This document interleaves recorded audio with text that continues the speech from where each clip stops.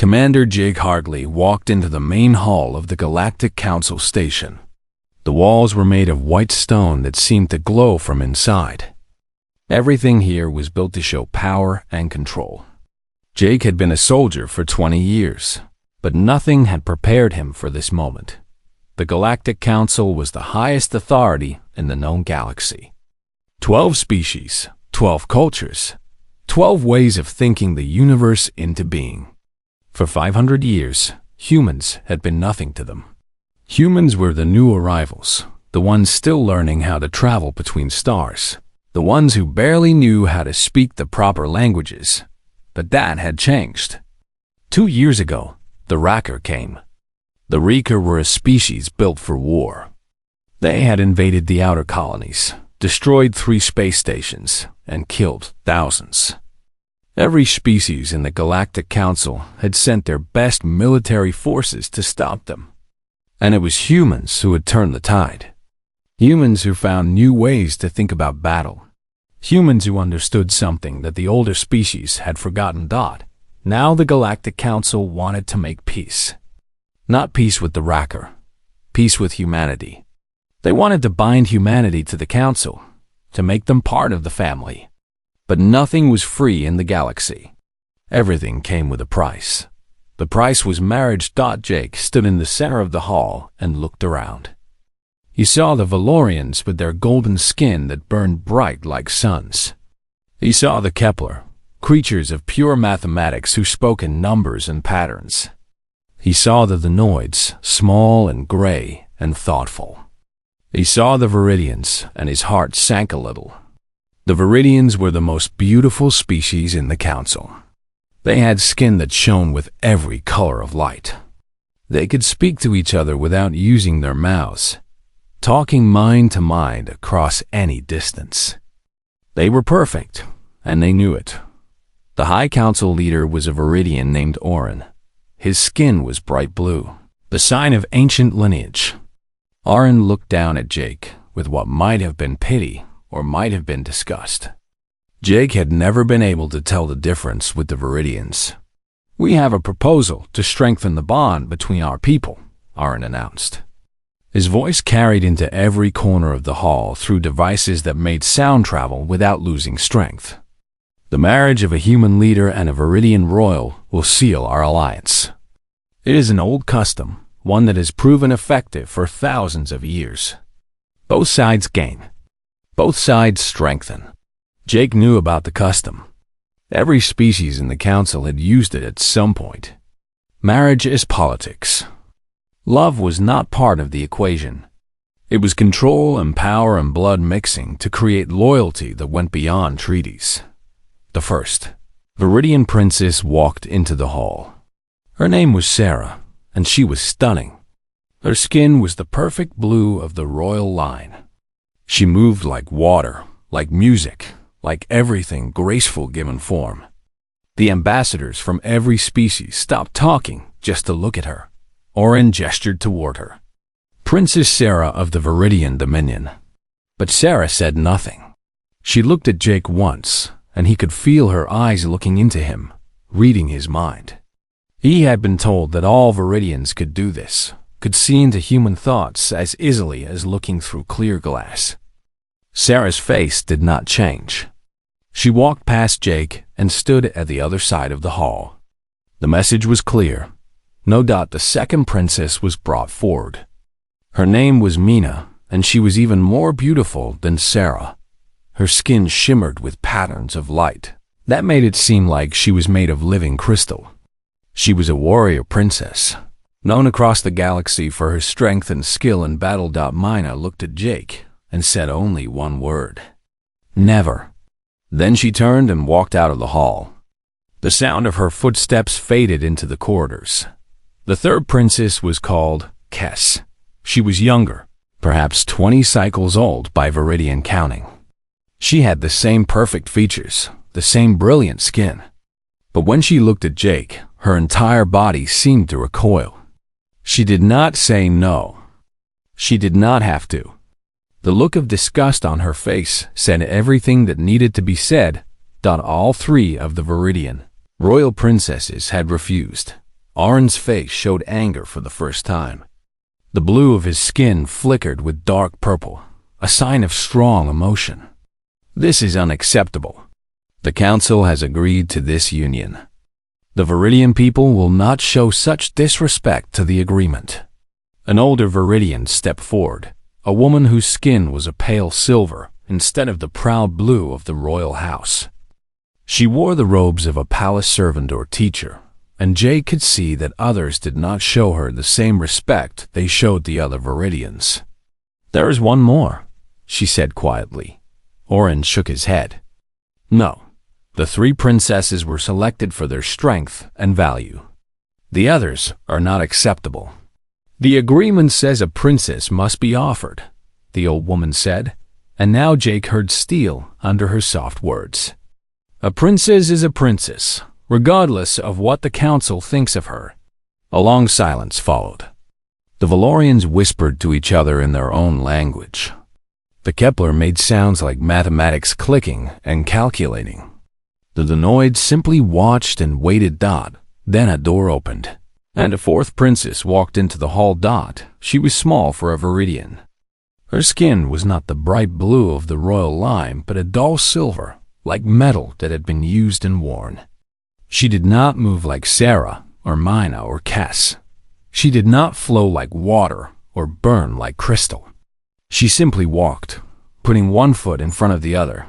Her name was Lyra. As she approached, Jake felt the weight of what was happening. The ambassadors were not trying to hide their laughter. Some did not even bother to look at her. They had come to see royalty marry, and instead they were being shown something broken. Oren looked at Jake and said, "Perhaps the human will find this one suitable." It was not an insult delivered with anger. It was an insult delivered with simple fact. This princess was the worst of her line. She was the one they hid from the public. She was the one they had hoped would never have to appear in the light. Jake looked at Lyra. She stood alone in the center of the hall, and everyone was staring at her. Her eyes were bright gray, and they held something that the other princesses did not have. Not perfection, not confidence, but something real. Something that had survived being rejected and dismissed and hidden away.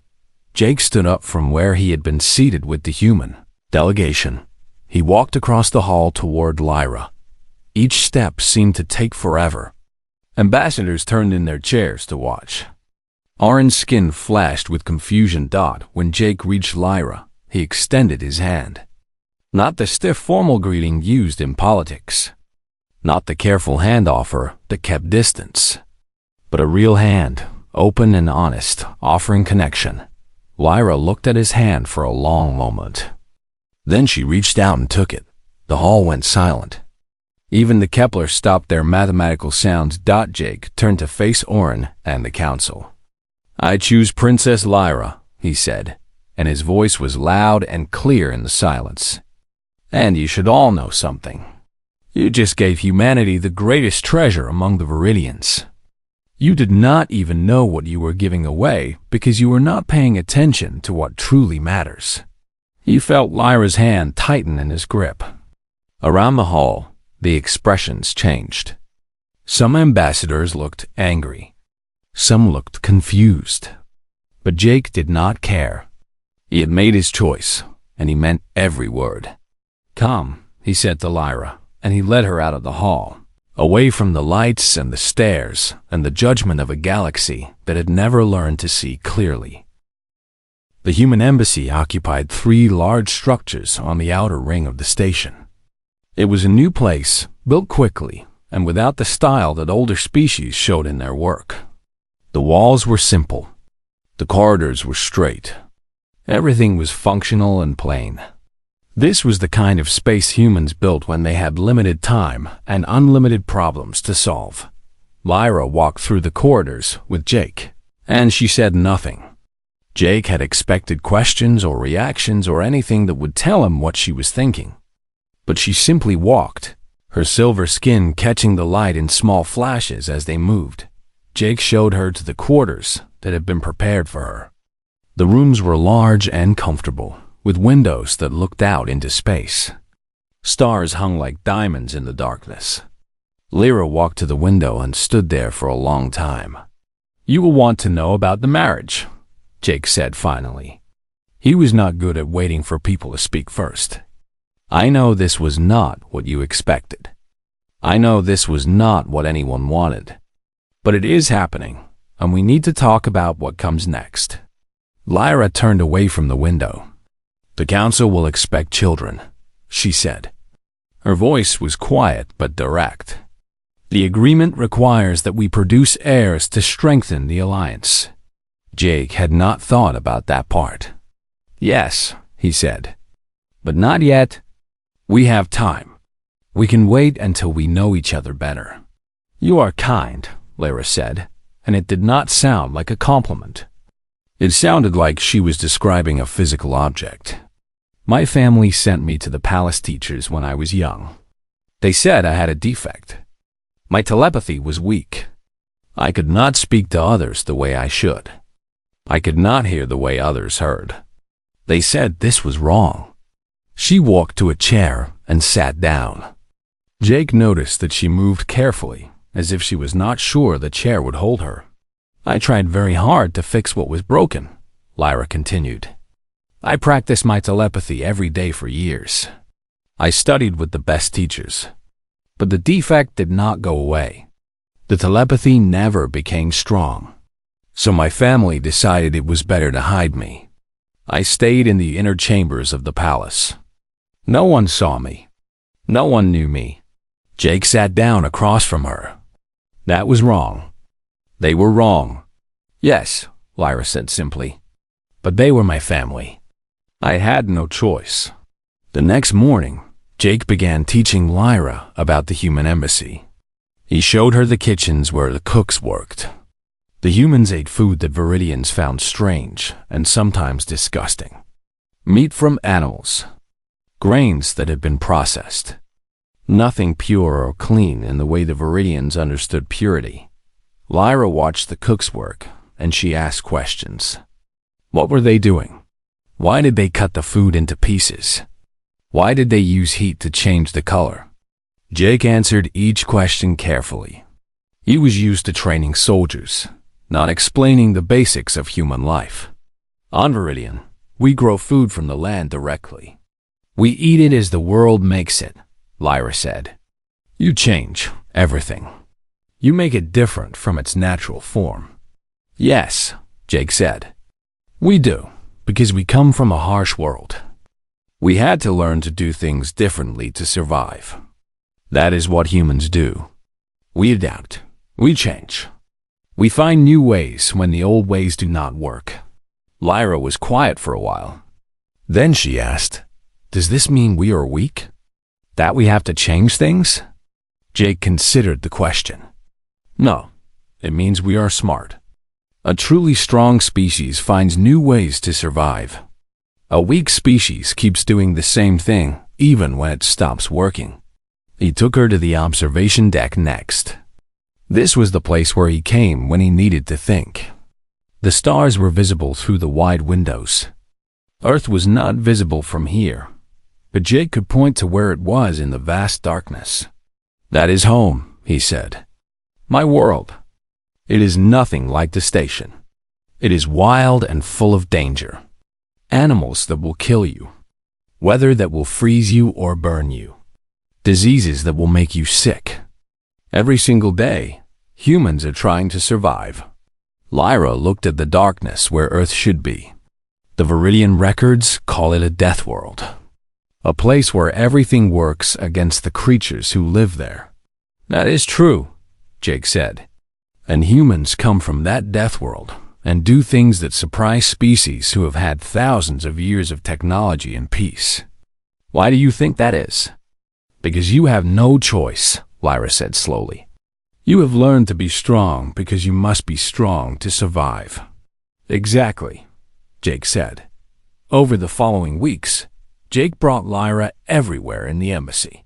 He introduced her to the human soldiers, the engineers, the doctors, the teachers. Some did not know how to act around her. Some were nervous. Some tried too hard to be kind. But Jake watched Lyra observe them all. She did not judge them quickly. She watched and listened and asked questions. One day, Jake found Lyra in the data center. A human named David was showing her how the embassy computers worked. She was asking questions about the way information was stored, the way signals were sent, the way data could be protected from being stolen or destroyed. David looked at Jake with surprise. "She is very smart," he said. "She is asking about things that take most people months to understand." "She is learning," Jake said. That night, Jake brought Lyra to the strategy room. Military maps covered the walls. The Racker conflict had left many questions unanswered. The human military was still trying to figure out how they had managed to defeat an enemy that was supposed to be impossible to beat. He handed Lyra a tablet with all the data about the conflict. "What do you see?" he asked. Lyra took the tablet and began to read. She did not speak for hours. Jake left her alone in the room and came back later. Lyra was still reading, but now she was making notes. She was drawing patterns. She was finding connections that others had not seen. "The Racker are predictable," she said when Jake returned. "They follow patterns. They always attack in the same way. They always try the same strategy. A truly intelligent enemy would change. They would adapt." "We know," Jake said. "That is why we were able to stop them. But why do they not change?" Lyra asked. "Why do they not see that their pattern is failing?" Jake realized something in that moment. Lyra was thinking in a different way than the Viridians thought. Her weak telepathy meant she could not simply know what others were thinking. She had to watch them. She had to understand them from the outside, the way humans understood each other. She had to see patterns in behavior because she could not read minds directly. She was not broken. She was different. And different sometimes meant she could see things that others missed. "I want you to do something for me," Jake said. "I want you to study the Racker conflict completely. I want you to write down everything you think about it. Every pattern you see. Every mistake they made. Everything." Lyra looked up from the tablet. "You want my opinion on military strategy?" "Yes," Jake said. "I want to know what you think." For the first time since she had arrived at the embassy, Lyra smiled. It was a small smile. It did not light up her face the way the Viridian princesses could make theirs light up with perfect beauty. But it was real. It came from inside her because something had changed. Someone had asked for her mind, not her body, not her perfect genetics, not her royal title. Someone had asked for her to think. "I will do this," Lyra said. "I will do this very well." Jake left her in the strategy room, and he knew that something important had just begun. The galaxy had thrown away this princess, thinking she was useless. But Jake understood what they did not. The greatest strength was not always the loudest. Sometimes it was the quiet. Sometimes it was the unexpected. And sometimes it came from the person everyone else had stopped looking at. The message came through the communication system at 2 in the morning. A Viridian colony called Altamir was under attack. The Raker had returned with a bigger fleet. They had learned from their last defeat, and they were hitting harder this time. Jake was already awake when the alarm sounded. He had been in the military too long to sleep deeply. The moment the warning came, he was dressed and moving toward the command center. What he found there made his heart freeze. The Viridian defense network was breaking down. Their shields were failing. Their ships were being destroyed faster than replacements could arrive. In 6 hours, if nothing changed, the colony would be lost. In 12 hours, the Racker could move on to attack the main space station. The High Council was panicking. Oren was sending orders that contradicted each other. The military commanders could not agree on a strategy. Everyone wanted to do something, but no one knew what. Jake was getting reports from the human military team. The humans did not have enough ships to turn the tide. They could not defeat the Racker on their own. The humans could only help. They could not save the day alone. "We need someone to think," Jake said to his team. "We need a strategy that uses what we have. We need someone to see the pattern in what the Racker is doing." He did not plan to ask Lyra. It simply happened. She was standing in the corner of the command center because she had arrived at the embassy early in the morning, before the attack began.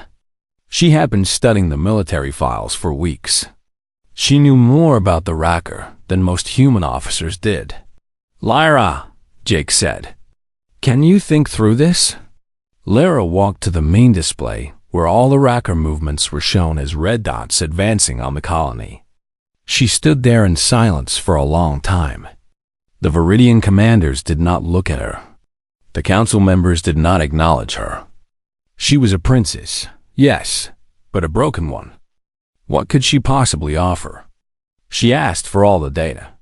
Lyra wanted everything the Viridian military had recorded about the Racker. She wanted the battle logs from the previous conflict. She wanted information about Racker psychology, about their history, about their culture and their way of thinking. Jake gave her access to everything. He did not ask if she knew what to do. He did not ask if she could succeed. He simply put the information in her hands and trusted her. Lyra sat at a console and began to work. Her fingers moved across the controls quickly. Her eyes scanned information faster than most humans could read. She was not writing a strategy. She was understanding. She was seeing connections. She was finding the truth hidden in the data. An hour passed. The Racker ships moved closer to Altamir. The colony's shields were down to 30% strength. The evacuation was beginning, but there was not enough time to move everyone. Lyra stood up. She had written something. It was not long. It was maybe 20 pages of text and diagrams. She brought it to the main council display, and she asked to show it to Orin. The High Council leader looked at what she had written, and his skin flickered with confusion. He did not believe what he was seeing. "This cannot be right," he said. "The Racker do not think this way." "They do," Lyra said. "They always do. They are predictable. They always move in the same formation.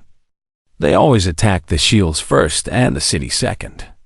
They always send their strongest ships forward and their supply ships to the rear. They always try to cut communication. They always fail at adapting." She pointed to her diagrams. "If you move your defense network here and here, the Racker will attack where they always attack. They will hit your strongest point. You will lose ships, but you will survive. Then, when they are committed to the attack, they cannot retreat. You move your reinforcements here, and they are trapped. You attack the supply ships here, and they lose everything they brought to survive in space. Without supplies, without ships, they cannot fight." Orin was silent. The other Viridian commanders were silent. The council members were watching and waiting to see if a broken princess had just solved a problem that had no solution. "Do it," Jake said. He did not ask permission. He did not wait to see what others thought. He made the decision because that is what a commander does when time is running out. Execute the strategy exactly as the princess designed it. The Viridian military moved fast. Ships repositioned. The shield network was moved to match Lyra's plan. The supply lines were prepared for attack. The human fleet moved into position to provide support. Then the Racker fleet hit them. The battle was not easy. Viridian ships were damaged. Some were destroyed. The colony suffered more damage. People died. But something happened that had not happened in the first war with the Racker. The Racker began to fail. Their pattern did not work. Their strategy fell apart. Their supply ships were destroyed faster than they expected. Then, within 3 hours, the Racker commander made the decision to retreat. The Racker fleet left Altamir. They did not attack the space station. They did not continue the war. They simply left. The battle was over. The colony was saved. The space station was safe. Jake watched as Orin looked at the data. The High Council leader's skin had turned a deep blue color, a color that meant something like respect or shame, or both together. Orin stood up and looked directly at Lyra. "Your strategy was perfect," he said. His voice was loud enough that everyone in the council chamber could hear him. The Wrecker lost 3 capital ships and 50 smaller vessels. Our losses are light. The colony is intact. You have saved thousands of lives. The council chamber was completely silent. Everyone was looking at Lyra, the princess that they had hidden away. The princess that they had thought was broken and worthless. She had just won a military victory that their greatest commanders could not achieve. Lyra did not change. She did not smile or look proud or enjoy the attention. She simply stood there and said, "I understand patterns." When you cannot hear what others are thinking, you have to understand what they do. Behavior is a pattern. War is a pattern. The Wrecker follow their patterns. All I did was see. But Jake understood what had really happened. The galaxy had been using the wrong measure to decide who was valuable. The Viridians had been using telepathy as the only measure of worth. But strength came in many forms. Intelligence came in many kinds. Power was not always the kind you could feel in your mind. That day, the High Council voted to give Lyra a position on the Defense Council. The vote was not unanimous, but it passed. For the first time in her life, the princess who was supposed to be broken would have a real place in the world. As the council meeting ended, Orin approached Jake. "You chose well," the High Council leader said. "I thought you had chosen poorly." "I was wrong." Jake looked at Lyra, who was studying more data files, preparing for her new role. "No," Jake said. "I chose correctly from the beginning. You were just not looking at what mattered." After the victory at Altamir, everything changed. The council that had ignored Lyra now sent her requests to solve their problems. The Viridians that had hidden her now wanted to know what she thought. The galaxy that had dismissed her now watched her carefully, trying to understand what they had missed. But Lyra did not change her work. She did not become proud or difficult. She simply did what she had always done. She studied patterns. She asked questions. She found the truth that others could not see. Her position on the Defense Council was not easy. Many of the old commanders did not want to listen to someone who had not come from the traditional military training.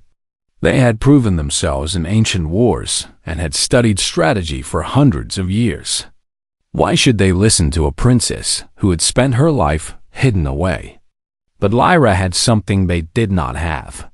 She had been forced to think differently. Her weak telepathy had kept her from following the group mind that made Viridians so similar to each other. She had to figure things out alone. She had to find truth in data instead of in mental connection. One morning, Jake found her in the strategy room early. She was studying the patterns of Viridian trade routes. She was looking at the way supplies moved through the galaxy, the way information traveled, the way the different species connected to each other. "What are you looking for?" Jake asked. "The Wrecker will not stop," Lyra said. "They will attack again. But next time, they will attack differently. I need to understand not just their behavior, but why they behave this way. Until I understand their reason, I cannot predict their next move." Jake sat down beside her. "That is how humans think," he said. "We always ask why. We try to understand the reason behind the action. Most species just see what is happening and react. Humans want to understand why it is happening." "Your way is better," Lyra said. "I have learned this by watching you. The Viridians do not need to ask why when they can simply know through telepathy. We share thoughts and we understand each other without questioning. But that makes us limited. We only understand what we already believe." Over the next few months, Lyra began doing something that shocked the Viridian leadership. She started a school. Not a school for soldiers or military officers, but a school for those who thought differently. She invited Viridians with weak telepathy. She invited those who did not fit the normal patterns of Viridian society. She invited those who had been pushed to the edges of their culture because they did not match what their people expected. The old Viridian leaders tried to stop it. They said it was dangerous to encourage those who were different. They said it would weaken the species. They said the school would create conflict and division. But Jake stood with Lyra. The human military backed her work. The defense council that she had become part of protected her right to have the school. And slowly, something began to happen. The Viridians who came to Lyra's school learned how to think in new ways. They learned to analyze patterns the way she did. They learned to ask questions instead of simply accepting what was believed. They learned to trust their own thinking, even when it was different from the group. More importantly, they learned that being different did not mean being wrong. The first group of students Lyra taught began working with the military. They became analysts and advisors. They helped design new battle strategies. They found weaknesses in the defense systems. They saw problems that the traditional military experts had missed. Within a year, the Viridian military had changed. It was still strong and still advanced, but now it had something new. It had people who thought differently. It had minds that approached problems from unusual angles. It had advisors who would say no to ideas simply because they were the way things had always been done. Some of the old commanders did not like this, but the results were impossible to ignore. The Viridian defense system became stronger, not weaker. The military victories increased. The ability to solve problems improved. Jake watched all of this with quiet satisfaction. He had come to the Galactic Council expecting to marry a beautiful princess as payment for humanity's service in the war. Instead, he had found something far more valuable. He had found a partner who was changing her entire species. One day, Arn came to speak with Jake and Lyra privately. The High Council leader's skin was bright blue, the color of genuine emotion and respect. "I was wrong about you," Arn said to Lyra directly. "I thought weakness and difference were the same thing. I thought that because you could not do what others could do, you could not do anything of value. This was a mistake born from ignorance." Lyra did not celebrate this admission. She did not say "I told you so" or make him feel bad about his error. She simply said, "You were doing what your culture taught you to do. You were looking for a single type of strength. Now you are learning that strength comes in many forms." "Your species teaches this," Oren said, looking at Jake. "Humans do not expect everyone to be the same.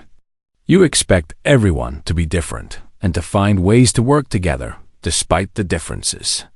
"It is because we had to learn it," Jake said. "On Earth, we have billions of humans, and no two are exactly alike. We had to learn to cooperate with people very different from ourselves, or we would destroy each other.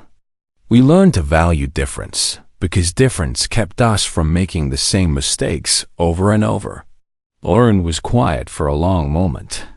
"This is why humans defeated the Racker when no one else could. This is why you have so much power despite being a young species. You can work with those who are different. You do not expect everyone to think the same way." He turned to face both of them directly. "The council is making a formal announcement. Princess Lyra is being appointed as the head of the Viridian Defense Council. The old command structure is being changed to include advisors from her school. And the human commander will be given an official position as military advisor to the entire Galactic Council." Jake felt surprise. This was more than he had expected. This was the humans and Viridians being put on equal standing in the eyes of the galaxy. But Lyra simply nodded as if this was expected. "We have much work to do," she said. "The Racker will return. Next time, we must be ready not just to defend but to end the threat completely. That will require new thinking. That will require understanding why the Racker are what they are, not just fighting them. As Oren left, Jake realized something that the High Council leader had not yet understood. Lyra was not going to stop at just the Viridians. She was going to teach the entire galaxy a new way of thinking. She was going to show them that the greatest strength was not in being the same, but in learning to value those who were different. 5 years had passed since Jake Hartley chose an outcast princess at the Galactic Council. 5 years had passed since the galaxy thought he had made a terrible mistake. In that time, more had changed than in the previous 100 years of Viridian history. The Raker had attacked again. But this time, the Alliance was ready. Lyra's strategies had destroyed the Racker military completely. They were no longer a threat to the galaxy. The war was over, and it had ended not with destruction alone but with understanding.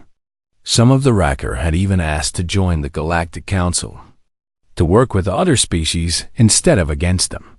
The Viridian Institute for Alternative Cognition was now the most important school in the known galaxy.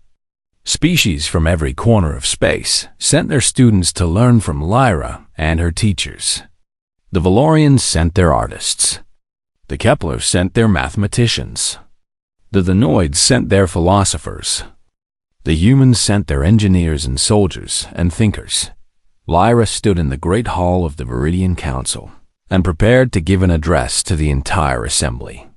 This hall was where she had been presented as damaged goods 5 years ago. This was the place where everyone had laughed at her. This was where she had been offered like a broken gift. Her skin was still the dull silver of her unusual lineage. She had not changed herself or tried to become something she was not. She simply was, exactly as she had always been. But now the galaxy saw her differently. Now they understood that her silver skin was not a sign of weakness, but a sign of uniqueness. Jake stood at the back of the hall, watching. He wore his military uniform, but he was no longer just a soldier. He was the bridge between species. He was the man who understood that value was not always obvious. He had brought humanity and the Viridians together, not through conquest or technology, but through recognizing worth where others saw only failure. Lyra began to speak, and the hall fell silent. 5 years ago, I was considered the worst of my family, she said. Her voice was quiet but carried into every corner through the council's technology. I was hidden because I was different. I was rejected because I did not match what my people expected. I was offered as a last choice, not because I was wanted, but because I was the only option left. She paused, and her gray eyes swept across the room. But something happened that I did not expect. Someone looked at me and did not see a failure. Someone chose me not because he had no other choice, but because he understood something that the rest of my people did not. Lyra gestured toward Jake. This human saw that difference does not mean worthless. He saw that being unusual is not the same as being weak. He saw that my mind could offer value precisely because it worked differently than the minds of my people. The Viridian Council members sat motionless, listening. I have spent 5 years learning how humans think, Lyra continued. I have learned that they do not expect everyone to be the same. They do not reject those who are different. Instead, they have built their strength on the foundation of working with others who are not like them. This is not something they were born knowing. This is something they learned because they had to learn it to survive. She moved forward, walking past the ancient council seats. My people have been advanced for thousands of years. We have telepathy and technology and ancient knowledge. We believe these things made us superior. But we were wrong. Our strength was limited by our belief that there was only one right way to think. We were strong in only one direction. Lyra stopped at the center of the hall. But now we are learning to be strong in many directions. We are learning to value those who think differently. We are learning to ask questions instead of assuming we already know the answers. We are becoming more than we were. She looked directly at Orin, the High Council leader who had tried to hide her. The Viridian Institute has changed not just our species, but all of us. We have proven that growth comes from accepting those who are different. We have proven that the greatest strength comes when different minds work together. The hall began to fill with sound. The Viridians were making a telepathic frequency that meant respect and agreement. The other species were applauding. The council that had rejected her was now celebrating her achievements, but Lyra did not look proud. She did not look satisfied. She looked like she was just beginning to see what was possible. "There is much work still to do," she said. "The Racker are learning to be part of our galaxy. We must help them understand how to live without war." Other young species are rising and joining the council. They will bring new ways of thinking. We must welcome them, not fear them. The universe is vast and full of possibilities. We cannot explore them all if we are afraid of those who are different. After the speech ended, the entire council stood and made their sounds of respect. The humans cheered. The Kepler clicked and calculated their approval. The Valorians created art in light and color. Even the old Viridian commanders, those who had opposed Lyra from the beginning, showed respect. Later, when the ceremony was over, Jake and Lyra walked together on the observation deck of the station. The stars surrounded them. Somewhere out there was Earth, the death world that had taught humans how to survive the impossible. Somewhere out there were billions of other worlds, each with life trying to find its way. "Do you regret coming here?" Jake asked. "Do you wish you had refused like your sisters did?" Lyra was quiet for a long moment. "No," she said finally. "My family tried to hide me because they thought I was broken. I spent years believing them. But you showed me something different. You showed me that being broken and being different are not the same thing." Jake took her hand, the same way he had taken it 5 years ago in that hall. "You changed everything," he said. "Not just for your people, but for all of us." "We changed everything," Lyra corrected him. "Together. This is what I have learned from you and your people. That change does not come from one mind or one effort. It comes from different minds working together, valuing each other's differences, refusing to believe that there is only one way to be strong." They stood in silence, watching the stars. Jake thought about the day he had walked into the Galactic Council chamber, expecting to marry a beautiful princess as payment for humanity's military service. He had ended up doing something far more valuable. He had found a partner who was changing the galaxy, not through force, but through showing that the universe was better when it valued difference. The Racker would not attack again. The old ways of the Galactic Council were being replaced by new ways of thinking. Young species no longer feared being rejected for being different. The galaxy was becoming stronger, because it was becoming more diverse, and it had all started with one human soldier, who looked at an outcast princess and saw not failure but possibility. "What comes next?" Lyra asked, still watching the stars. Jake squeezed her hand gently. "We keep building," he said. "We keep teaching others that difference is strength. We keep showing the galaxy that being human or being Viridian or being anything at all is good enough as long as you are trying to make things better." Lyra nodded slowly. In the darkness of space, surrounded by endless possibilities, the alliance between humanity and the Viridians had become something greater than anyone had imagined. It had become the foundation for a new kind of galaxy, one that valued every mind and every way of thinking. And it had all started when one soldier chose to see what others could not see, when he chose to value what others had thrown away, when he chose to believe that the outcast princess was not the least popular choice, but the best one. The Galactic Council would remember this moment. They would tell the story of the human who changed everything by choosing differently. They would teach their children about the value of looking past what is obvious to find what is truly important. And in that future, Generations would understand that sometimes the greatest strength does not come from perfection. Sometimes it comes from accepting those who are broken and learning that broken and different can be exactly what the universe needs to become whole.